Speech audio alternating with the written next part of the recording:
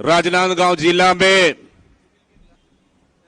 4 विधानसभा के हमारे प्रत्याशियों के इस नामांकन कार्यक्रम में उपस्थित हमारे बीच में छत्तीसगढ़ के लोकप्रिय मुख्यमंत्री, किसानों के मसीहा, जन जन के नेता माननीय श्री भूपेश बघेल जी, साथ में हमारे बीच में छत्तीसगढ़ के वरिष्ठ नेता और स्पीकर साहब माननीय चरणदास महंत जी, और हमारे बीच में और वरिष्ठ नेता और विधायक माननीय सत्यनारायण शर्मा जी, माननीय राजेंद्र तिवारी जी, माननीय दिनेश पाटिल जी, माननीय महेंद्र छाबड़ा जी, अध्यक्ष कांग्रेस कमेटी माननीय राम गिडलानी जी, जितेंद्र मुदलियारी जी, भाई युवा नेता कुलवीर छाबड़ा जी, भागवत साहू जी, और हमारे प्रत्याशी गिरीश देवांगन जी, भोलाराम साहू जी, दलेश्वर साहू जी, हर्षिता स्वामी बघेल जी। एक बार जोरदार चारों प्रत्याशियों के लिए ताली बजाकर। और भाई नवाज खान, हेमा देशमुख जी मेयर, और प्रकाश यादव जी, थानेश्वर पाटिला जी, शाहिद भाई जी, सुजीत बघेल जी, ब्रिजेश शर्मा जी, पप्पू धकेजा जी, रूपेश दुबे जी, भूमि कंडेल जी, रमेश जैन जी, गिरीश दुबे जी, प्रेम भापना जी, सूर्यकांत जैन जी, आसिफ अली जी, अब्दुल खान जी, और तमाम हमारे महिला कांग्रेस, युवा कांग्रेस, एनएसआई, अगर नाम ना भी आया हो, तमाम हमारे मंचासीन वरिष्ठ नेतागण, मंच के राइट साइड में हमारे जिले के तमाम वरिष्ठ नेता, महिला कांग्रेस और सभी हमारे कार्यकर्ता साथीगण, मैं सबसे पहले उन चारों साथियों को बहुत बहुत बधाई देता हूं जो हमारे कांग्रेस पार्टी ने, जिनके ऊपर खड़गे साहब, सोनिया गांधी, राहुल गांधी और प्रियंका गांधी ने भरोसा किया और राजनांदगांव जिले के चारों विधानसभाओं में प्रत्याशी बनाया, उनके लिए एक बार बहुत बहुत जोरदार बधाई, ताली बजाकर। आदरणीय साथियों, आज से चुनाव का शंखनाद हो गया। आज के बाद राजनांदगांव का भविष्य तय करना है। चारों विधानसभा सीटों में पिछले समय हम लोग 3 विधानसभा जीते थे। राजनांदगांव विधानसभा बाल बाल बचा हुआ था, लेकिन इस समय ये विधानसभा भी कांग्रेस के खाते में रहेगा। आदरणीय साथियों, क्योंकि हमें आप छत्तीसगढ़ की जनता ने कांग्रेस पार्टी को 4 साल सरकार, 5 साल सरकार चलाने का मौका दिया।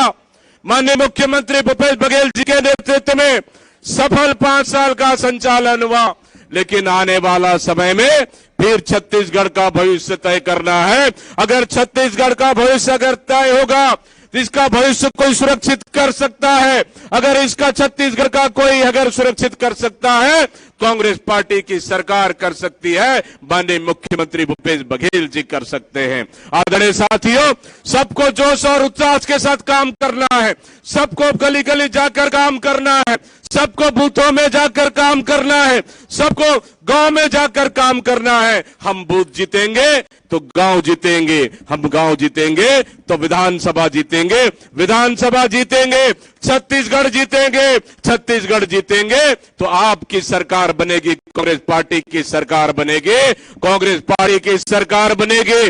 गांव गरीब का काम होगा, किसानों का काम होगा, किसानों का कर्जा माफी हुआ, किसानों को समर्थन मूल्य पे धान खरीदी हुआ। ये अगर कोई तय किया है, कांग्रेस सरकार ने तय किया है। हमको गांव और गली में जाके बताना पड़ेगा कि हमारी 5 साल की सरकार ने बेहतर काम किया है। सभी वर्गों के लिए हमारी सरकार शिक्षा के क्षेत्र में हो, गांव गांव में इंग्लिश मीडियम स्कूल खोलकर गांव के बच्चों को इंग्लिश बोलने का अगर कोई बीड़ा उठाया तो कांग्रेस की सरकार, भूपेश बघेल की सरकार ने उठाया। और स्वास्थ्य के क्षेत्र में हमारी सरकार ने बेहतर काम किया। एक समय में हम लोग देखते जब 13 से 18 इनकी सरकार में, भारतीय जनता पार्टी की सरकार में विधायक थे, कहीं अस्पताल है तो कहीं डॉक्टर नहीं है, कहीं डॉक्टर है तो कहीं दवाई नहीं है, कहीं दवाई नहीं है तो कहीं अस्पताल नहीं है। ये हालात रहा का प्रदेश की अस्पताल व्यवस्था का। लेकिन हमारी सरकार ने आज 5 साल की सरकार ने छत्तीसगढ़ में डॉक्टर पैदा करने का काम कर रही है और गांव और गरीब तक डॉक्टर मिल रहा है। आदरणीय साथियों, आज किसान खुश है, युवाओं को नौकरी और रोजगार देने का काम हुआ, हमारे युवाओं को बेरोजगारी भत्ता देने का काम अगर कोई कर रहा है, मुख्यमंत्री भूपेश बघेल की सरकार कर रही है। हमारी माता बहनों को हाथों को मजबूत करने का काम अगर कोई किया है तो हमारी सरकार, कांग्रेस की सरकार, मुख्यमंत्री भूपेश बघेल की सरकार ने किया। इसलिए मैं आह्वान करता हूं हमारे कार्यकर्ता, तमाम आदरणीय साथियों, हमारे भाई बहनों को कि तन मन धन के साथ जुटना है, मेहनत करना है, क्योंकि पिछले 5 साल में, पिछले 15 साल में भारतीय जनता पार्टी की सरकार में सिर्फ नमक, चना और चावल पे 15 साल इन्होंने सरकार चलाया, और हमारी सरकार आने के बाद हर गरीब गांव और मजदूर किसान का काम हुआ है। इसलिए हमको जाके जनता को बताना पड़ेगा। आदरणीय साथियों, कल यहां पे आए थे, यहां पे अमित शाह जी, और कह रहे थे कि हम लोग उल्टा लटका देंगे। मैं पूछना चाहता हूं भारतीय जनता पार्टी के नेताओं को, मैं पूछना चाहता हूं देश के गृह मंत्री अमित शाह जी को, अरे आपकी सरकार थी 15 साल, आपने किसानों को उल्टा लटकाया, किसान फांसी पर झूलने के मजबूर थे, युवाओं के लिए रोजगार नहीं था, युवाओं को फांसी पर लटकाने के लिए मजबूर थे, माता बहनों के लिए काम नहीं, हमारे अस्पताल व्यवस्था चरमरा गया था, प्रदेश की जनता हाहाकार हो रही थी, पूरी जनता को आपने उल्टा लटकाया। फिर पूछता हूं मैं, क्या आप उल्टा लटकाने का सरकार ला रहे हो और बोल रहे हो उल्टा लटकाएंगे? अरे हमारा मुख्यमंत्री को उल्टा लटकाने की बात कहते हो, मैं चुनौती देता हूं, क्योंकि हमारी मुख्यमंत्री छत्तीसगढ़ की जनता उन्होंने सर आंखों पर बिठाया है, उनको क्या उल्टा लटकाओगे आप? उल्टा तो आपका अगर उल्टा लटकाना है, आप में हिम्मत है, उल्टा लटकाना है, मैं चुनौती देता हूं, अगर सबसे पहले रमन सिंह को उल्टा लटका लो, जहां 36,000 करोड़ का नान घोटाला हुआ आपके सरकार में, छोटे मोटे मिलकर बड़े से छोटे लेकर 50 से अधिक घोटाला हुआ। अगर आप में हिम्मत है डॉक्टर रमन सिंह को उल्टा लटका के देखना, फिर बाद में हमारे कांग्रेस को नेताओं को बोलना। आदरणीय साथियों, ये लड़ाई छत्तीसगढ़ की जनता की लड़ाई है, ये लड़ाई छत्तीसगढ़ के किसानों की लड़ाई है, ये लड़ाई छत्तीसगढ़ के युवाओं की लड़ाई है, ये लड़ाई छत्तीसगढ़ की माता बहनों की लड़ाई है, और इस लड़ाई में हम जीतेंगे और छत्तीसगढ़ में फिर से सरकार हम बनाएंगे। आदरणीय साथियों, हमारा मकसद पूरा नहीं हुआ है, कांग्रेस का मकसद पूरा नहीं हुआ है। हमारे छत्तीसगढ़ की जनता ने 5 साल सरकार चलाने का अवसर दिया, 5 साल में हमारी सरकार ने छत्तीसगढ़ को बदल के रख दिया, लेकिन छत्तीसगढ़ को बदलना अभी बाकी है, इसलिए हम वक्त मांग रहे हैं। और 5 साल, जब और 5 साल मिलेगा, छत्तीसगढ़ को हमारे कांग्रेस की पार्टी की सरकार ने कायाकल्प कर देगा। आदरणीय साथियों, इसलिए मैं हमारी राजनांदगांव की जनता से निवेदन करता हूं, हमारी राजनांदगांव के कार्यकर्ताओं से निवेदन करता हूं, हमारा 4 सीट है इस राजनांदगांव जिले ने,